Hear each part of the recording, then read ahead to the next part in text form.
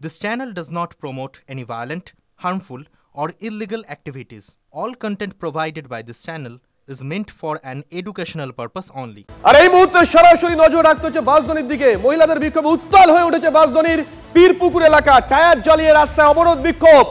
বাঁশদ্বনি এলাকায় নিজের মেয়েকে ধর্ষণের অভিযোগ এক ব্যক্তির বিরুদ্ধে। ডিটেইল নেব, ছবি দেখব। লাইভে রয়েছেন সুপ্রিয়।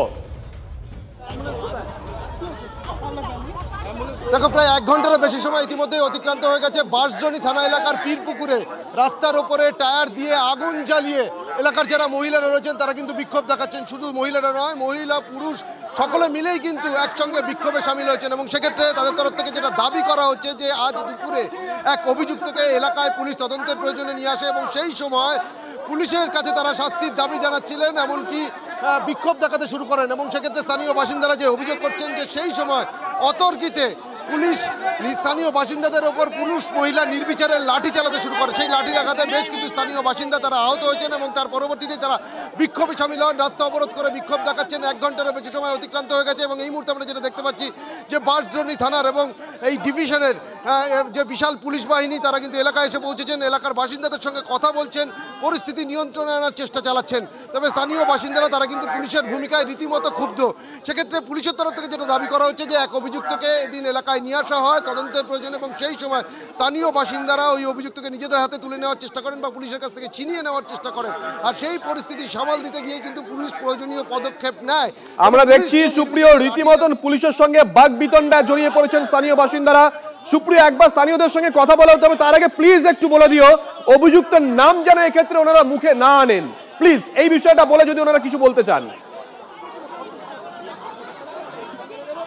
দেখো, এই মুহূর্তে একদিকে যখন পুলিশের সঙ্গে কথাবার্তা বলছেন এলাকার যারা বাসিন্দারা রয়েছেন, অন্যদিকে যারা মহিলারা রয়েছেন তারা কিন্তু রাস্তার মাঝে আগুন জ্বলছে, মহিলারা অনেকটা দূরে রয়েছেন, সেই জায়গা থেকে তাদের কাছে গিয়ে এই মুহূর্তে কথা বলা সম্ভব নয়। আমরা কিছুটা সময় আগেও এখানে আসার পর তাদের সঙ্গে কথা বলেছিলাম, তারা কিন্তু বারবার যেটা বলছিলেন পুলিশ কেন নির্বিচারে স্থানীয় বাসিন্দাদের উপর এইভাবে লাঠি চালালো, লাঠির আঘাতে বেশ কয়েকজন কিন্তু আহত হয়েছেন।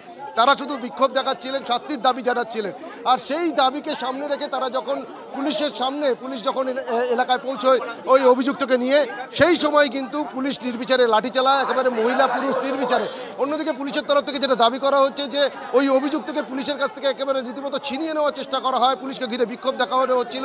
সেই পরিস্থিতি সামাল দিতে গিয়ে অর্থাৎ অভিযুক্তকে নিয়ে এলাকা থেকে বেরোনোর জন্য তদন্তের পরবর্তী সময় পুলিশ পদক্ষেপ নেয়। তবে পুলিশ তোমার কাছে তুমি একটু আগে স্থানীয়দের সঙ্গে কথা বলেছিলে, তারা কি বলেছেন শোনাই একবার দর্শকদের।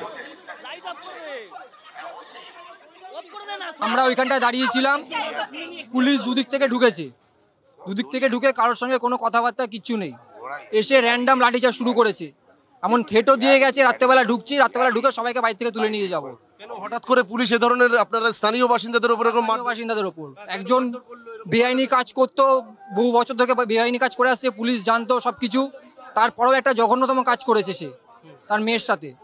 সেটার প্রতিবাদে আমরা বাড়ির সামনে ঘেরাও করেছিলাম।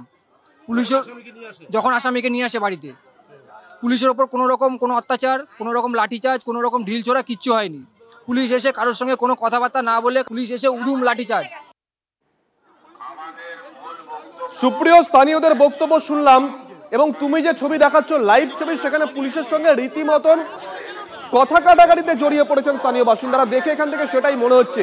জট কি কাটতে পারে, কোনো ইঙ্গিত কি পাচ্ছ, নাকি পরিস্থিতি আরো জটিল হতে চলেছে?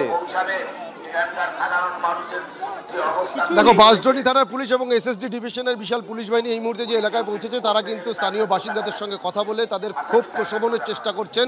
তবে স্থানীয় বাসিন্দারা তারা কিন্তু নিজেদের অবস্থানে অনড় এবং সেক্ষেত্রে তারা যেটা দাবি করছেন যে সমস্ত পুলিশ আধিকারিকরা বা পুলিশ অফিসাররা যারা নির্বিচারে স্থানীয় বাসিন্দাদের উপর লাঠি চালিয়েছে তাদের এলাকায় এসে ক্ষমা চাইতে হবে প্রকাশ্যে, সেই দাবিকে সামনে রেখে কিন্তু তারা সরব হয়েছেন।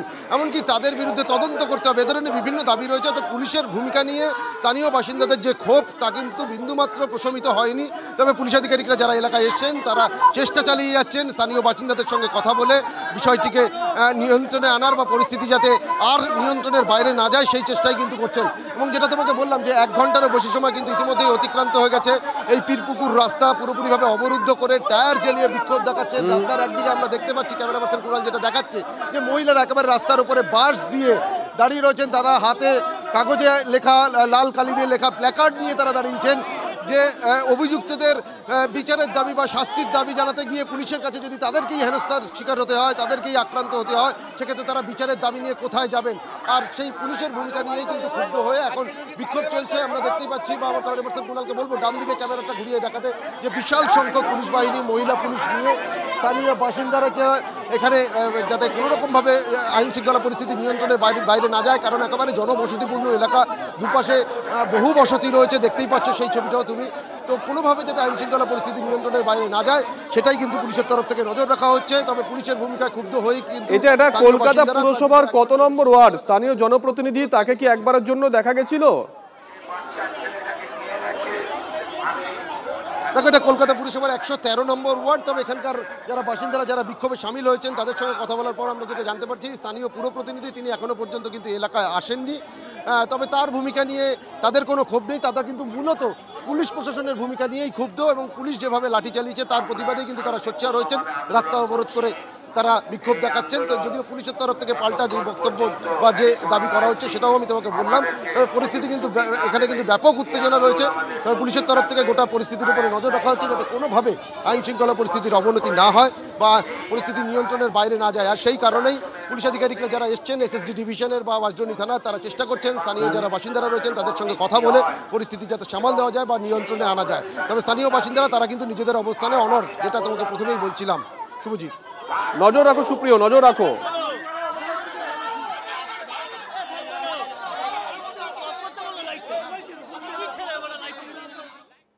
টাকা না দেওয়ায় তৃণমূল কর্মীর বাড়িতে গিয়ে হুমকি, এরপরে হৃদরোগে আক্রান্ত হয়ে হাসপাতালে মৃত্যু তৃণমূল কর্মীর বাবার।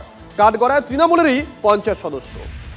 বাড়ি করতে গেলে 1 লক্ষ টাকা দিতে হবে দাবি করেন স্থানীয় পঞ্চায়েত সদস্য ও দলের নেতা দীনেশ যাদব।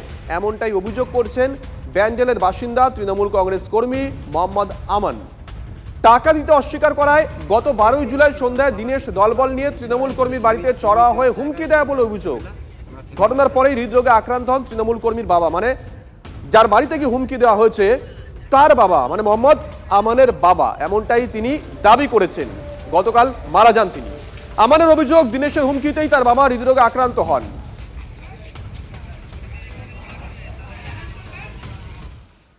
ঢুকে আবার পাঁচিল ভেঙে দিয়েছে দীনেশ যাদব আর ওর বোন আর ওর ছেলেটা। হ্যাঁ, ভেঙে আমাদের আজকে 80% যখন আমরা আজকে বাবাকে গিয়ে এই বক্তব্যটা জানালাম, যে আমরা জানি যে বাবা আমাদেরকেও বলছিল বাড়ি করার জন্য, যখন জানালাম বাবা তখনই এইমাত্র আজকে সকালবেলা আর আমাদের কাছে নিয়ে, ঠিক আছে। এর দায়ী পুরো দায়ীটা আমাদের ওয়ার্ড মেম্বার দীনেশ যাদব আর আমাদের বাড়ির পাশে দিলনওয়াজ খাতুন আর ওনার একটা ভাতিজা মোহাম্মদ আসিফ। ওনাকে আমরা চাই যে এটা আপনারা আইনি ব্যবস্থা ওদের জন্য হোক। মানুষের ভালোবাসাটা দেখুন, আমার বিরুদ্ধে 3টে মাইনরিটি দাঁড়িয়েছিল, জিততে পারলো না। সেটাও কি প্যারামিলিটারি ফোর্স দিয়ে ভোট হয় আমার বুথে, পঞ্চায়েত হোক, লোকসভা, বিধানসভা।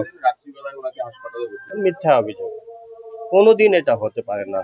প্রমাণ করুক, 1 লাখ ছেড়ে দিন, 1 টাকা প্রমাণ করুক। লোককে তো সাহস নেই কেউ বিরুদ্ধে করে কেউ বলতে যাবে মিথ্যে টোটালি। আপনি সার্ভে করে দেখতে পারবেন।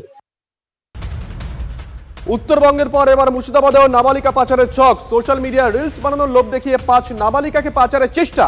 মোবাইল টাওয়ার লোকেশন ট্র্যাক করে উদ্ধার করলো পুলিশ। গ্রেপ্তার করা হলো 4 পাচারকারীকে। 24 জুলাই ফারাক্কার রামরামপুরের 5 নাবালিকা টিউশনে যাওয়ার জন্য বাড়ি থেকে বের হয়। দীর্ঘক্ষণ পরও তারা বাড়ি না ফেরায় ফারাক্কা থানায় লিখিত অভিযোগ দায়ের করে পরিবার। 25 জুলাই বীরভূম সংলগ্ন জাতীয় সড়ক থেকে 5 নাবালিকাকে উদ্ধার করে পুলিশ। গ্রেপ্তার করা হয় 4 পাচারকারীকে।